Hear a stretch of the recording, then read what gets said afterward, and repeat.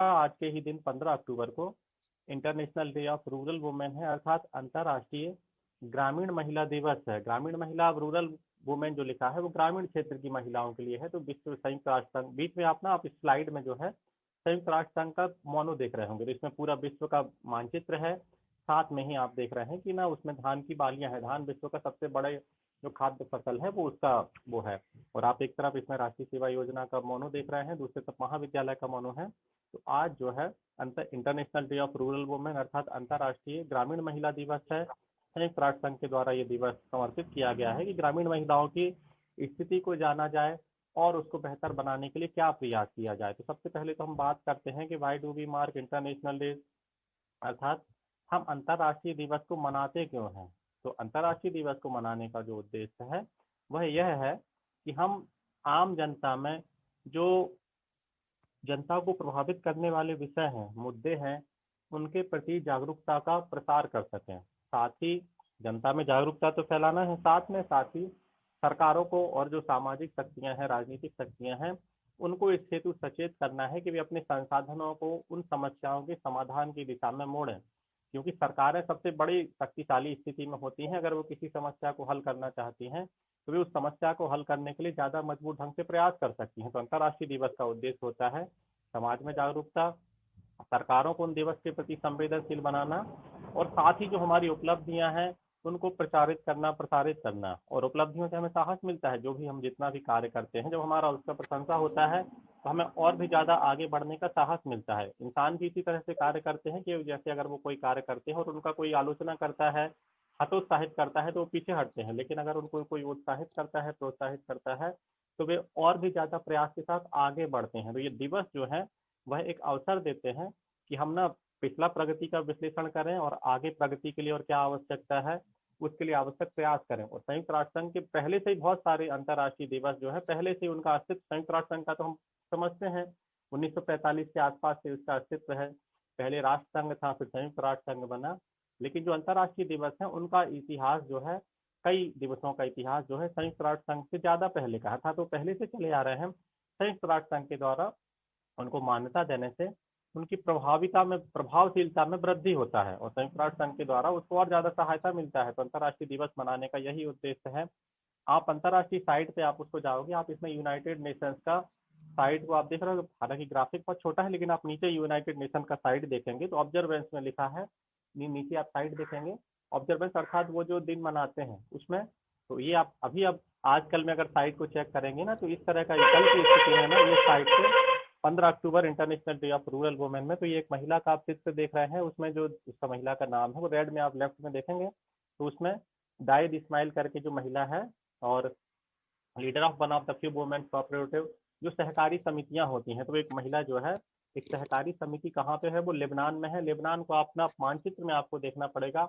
अभी मध्य एशिया में इसराइल फिलिस्तीन में संघर्ष चल रहा है, तो वहां पे आप ना इन देशों के नाम पढ़ पाएंगे। आप विश्व का मानचित्र देखेंगे, फिर उसमें एशिया के मानचित्र में पश्चिम एशिया को आप देखेंगे, तो वहां पे आप ना लेबनान जो देश है आप उसकी स्थिति को देख पाएंगे। तो वहाँ की सहकारिता, सहकारी समितियों में जो एक महिला है ये काम करने की नेतृत्व करता है।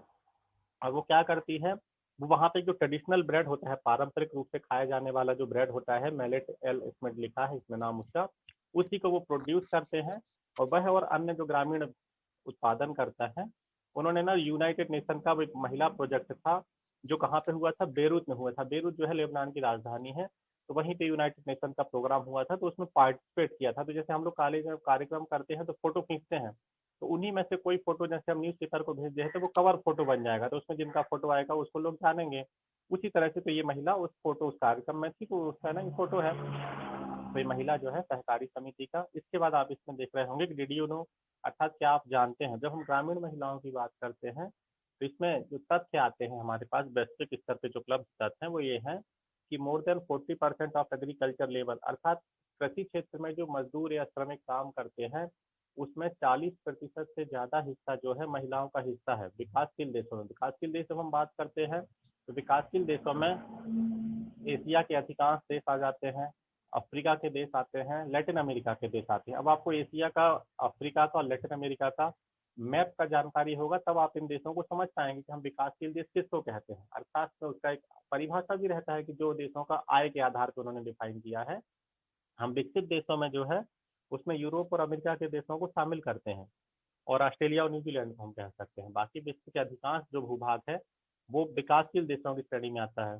तो यहाँ पे जो विकासशील देश है जहाँ पे कृषि एक बड़ी व्यवसाय है, वहाँ पे 40% से अर्थात आधे से लगभग कुछ कम श्रमिक जो है वो ग्रामीण, ये महिलाएं उसमें श्रमिक के रूप में काम करती हैं। फिर उसमें है कि जो कुछ देश हैं वहाँ पे लगभग आधे या आधे से ज़्यादा संख्या में जो छात्र ये गर्ल्स होती हैं, महिलाएं होती हैं, बालिकाएं होती हैं, उनका चाइल्ड मैरिज हो जाता है। अर्थात उनका ना बहुत कम उम्र में ही विवाह हो जाता है। विवाह होने से फिर उनका सामान्य विकास अवरुद्ध हो जाता है, पढ़ाई छूट जाता है, और बहुत सी अन्य प्रकार की ना उसमें रास्ते ही बदल जाते हैं उनके, और चुनौतियां बदल जाती हैं। फिर उसमें एक और तथ्य इसमें लिखा है, आप रेड में देख रहे होंगे कि less than 15% of land holders worldwide are women.